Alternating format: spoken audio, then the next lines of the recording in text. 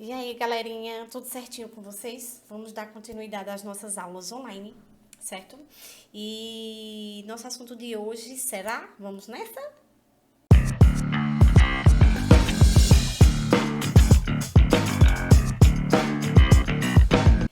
Reprodução dos seres vivos. O que seriam essa reprodução? Lembrando, existem dois tipos de reproduções, né? Assexuada e sexuada. A sexuada é aquela que não precisa do outro indivíduo para que haja a fecundação, não é isso? Nós temos aí três tipos e na realidade, quando não há, não é isso? Ele vai gerar indivíduos idênticos entre si e formando o que se chama clone, tá? Nós temos aí a reprodução por brotamento ou gemiparidade, não é isso? Do indivíduo inicial como bruto, tá? De um indivíduo inicial brota outro indivíduo, na realidade, tá?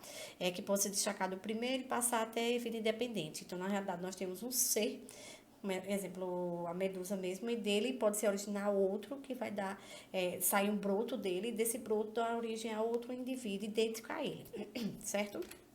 Nós temos também a divisão binária, ou também conhecida como bipartição e cisparidade. São indivíduos que se dividem ao meio. Bipartição, se divide ao meio, tá certo? Aproximadamente do mesmo tamanho. Temos fragmentações, que é indivíduos que sofrem a regeneração, então parte do corpo que seja perdida, ela pode ser regenerada, tá certo? E dessa parte ela pode surgir um outro ser. Então nós temos exemplo aí de animais, tá? Que quando eles, como é que eu posso dizer? Parte do corpo deles que são destacados, ele pode originar um outro ser, tá certo?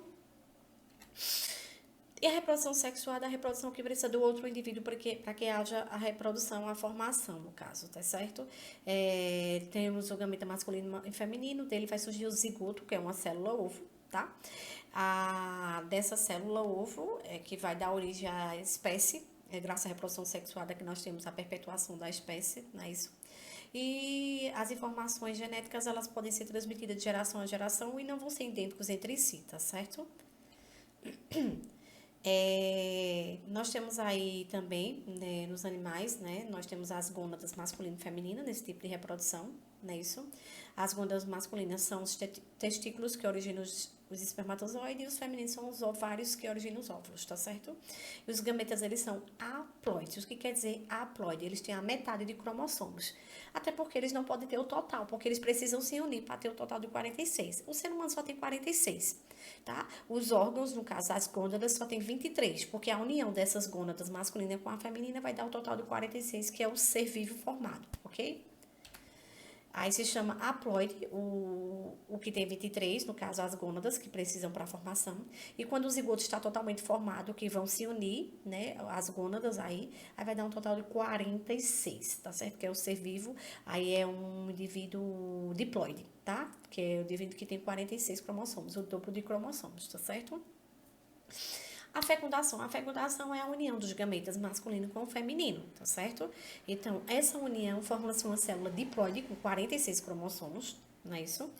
E daí ele vai gerar um indivíduo, tá? Com material genético semelhantes aos dos pais, tá? Pode ser de avós, de tios, de primos, tá certo? Eles não vão ser geneticamente idênticos entre si, até porque não são clones e não veio de uma reprodução assexuada e sim sexuada.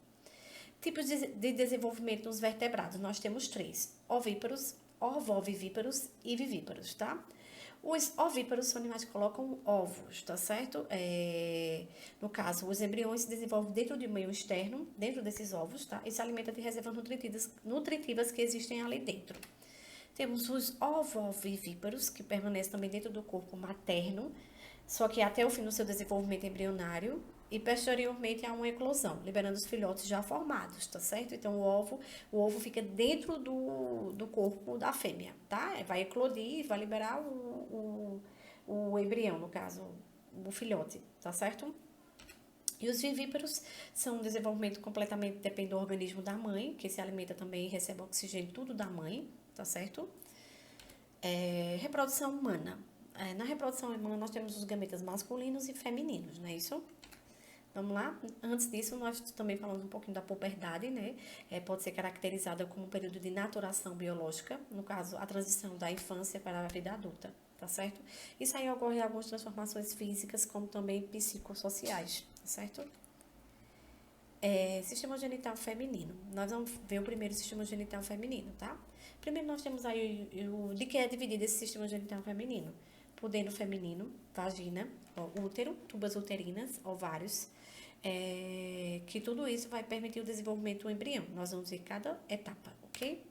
Primeiro nós temos as gônadas femininas. As gônadas femininas é justamente os ovários, que vai produzir os óvulos, tá? Dentro desses ovários também nós temos aí os hormônios, né? Isso que é justamente dois, a mulher tem dois.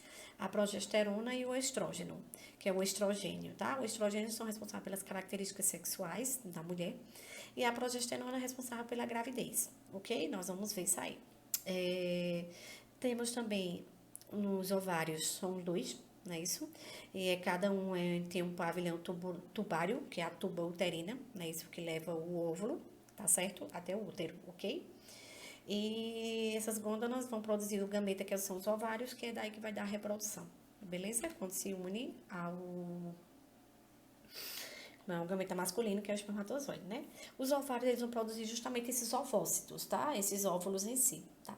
E esses óvulos, eles também têm esses hormônios, que é a progesterona, que eu falei pra vocês, que é o hormônio da gravidez, e o estrógeno, que é um hormônio responsável pelas características sexuais, tá? Da mulher. Temos a tuba, gente, a tuba uterina, ela liga, certo? Justamente o ovário ao útero, tá certo? Quando a mulher, ela libera um ovário um óvulo por mês, tá certo?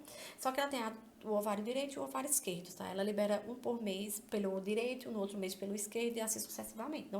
Não tem como saber qual ovário que vai liberar. Mas os espermatozoides, eles recebem os sinais, tá certo?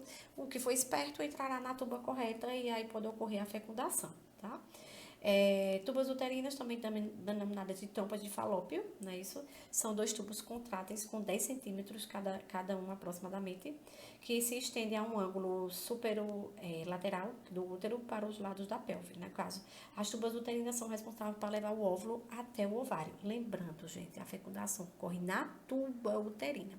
O ovário libera o óvulo, tá? Ele vai ficar lá na tuba esperando ser fecundado. Caso ele não seja fecundado, ele vai ser liberado e aí ocorre a menstruação. Caso ele seja fecundado, em torno de 2 a 3 dias, ele desce para o útero, onde ele vai se implantar no útero, no endométrio, né? No tecido lá do endométrio. E daí ele vai se desenvolver, formando aí um embrião e em seguida um feto, tá certo? O útero, ele é justamente um órgão musculoso, tá? É oco e tem o formato de pele de pera. É um formato de pera. E no útero que o embrião vai se instalar, né? Para se desenvolver até a hora do nascimento, tá certo? Ele também localiza-se na cavidade pélvica, o útero, atrás da bexiga urinária, tá? Anteriormente ao reto. E a porção lateral liga com as tubas. Ok? Que é justamente onde o óvulo vai chegar. Em seguida, nós temos a vagina.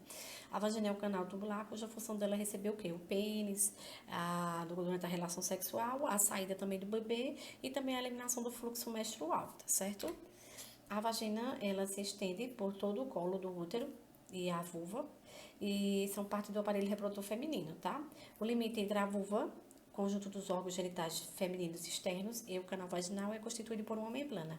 E essa membrana é chamada de ímen, que ela vai se romper quando a mulher tem a sua primeira relação sexual, tá? Pode haver um rompimento desse ímen, ok? Quando ela perde a virgindade. E em seguida nós temos aí a ovulogênese, tá certo? Como é formado esses óvulos? Gente, a mulher ela já nasce com a quantidade total de óvulos que ela precisa durante a sua vida.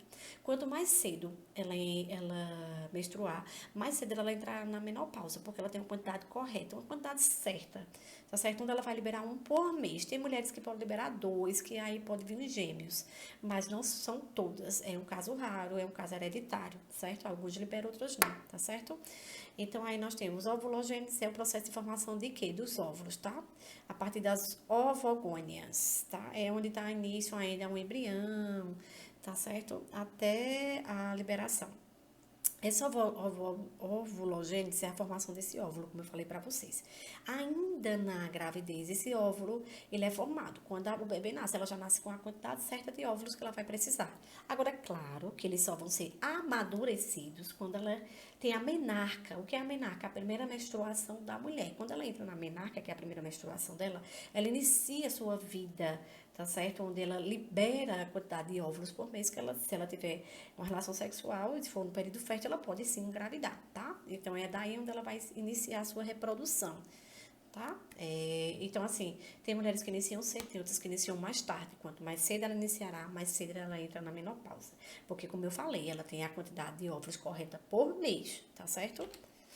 Aí nós temos aqui, ó, como o óvulo ele é formado, tá certo? Nós temos aqui a ovogônia, que são os óvulos em si. É o período de mitose, que 46 cromossomos. Aí essa ovogônia forma-se o ovócito, que é o óvulo em si, tá certo? Antes do nascimento, a infância, a puberdade até a menopausa. No caso, ela já nasce com tudo isso e ela tem uma quantidade até certo tempo, tá certo? Nós temos aqui em seguida esse ovócito 1, ele forma o ovócito 2. Então, ainda ela passa de uma mitose para uma meiose com a metade de cromossomos, tá certo? Então, uma célula vai se dividindo para formar o óvulo. Então, enquanto ela estava se dividindo para formar o óvulo, ela tinha 46 cromossomos. Então, era uma mitose, tá certo? Quando ela se dividiu, ela formou a meiose, que é justamente o gameta para ver a formação de um ser, tá? Só que é o seguinte, na mulher ela forma o ovócito, que é um óvulo em si, mas ela forma os glóbulos polares, tá? Ela forma vários glóbulos polares. Esses glóbulos polares, eles vão ser eliminados. São células minúsculas que não têm função, tá? É como se fosse um erro na divisão, mas que também não prejudica. Elas vão ser liberadas, tá? O que vale esse ovócito 2 aqui, certo? Que na realidade é o óvulo da mulher, onde há a fecundação. Caso seja fecundado, na realidade ele é uma meiose com a metade de cromossomos, até porque o óvulo tem 23 e o espermatozoide também tem 23. Quando há a fecundação, ela se une e forma um total de 46 cromossomos, tá certo? Como vocês estão vendo aqui, e em seguida, quando ele é fecundado, ele forma um zigoto, que é a célula ovo, que dá origem aí a um ser, tá? Um embrião, que vai ter uma duração, um tempo aí de 9 meses, né? 40 semanas, para se desenvolver. Ok? Com um total de 46 cromossomos, aí formará uma mitose. Esse processo que eu acabei de explicar a vocês, ele está falando da reprodução sexuada feminina. Nós vamos ver mais na frente a masculina, como a gestação até o nascimento. Ok, pessoal? Espero que vocês tenham compreendido a aula, tá certo? Então, fiquem com Deus e até a próxima aula.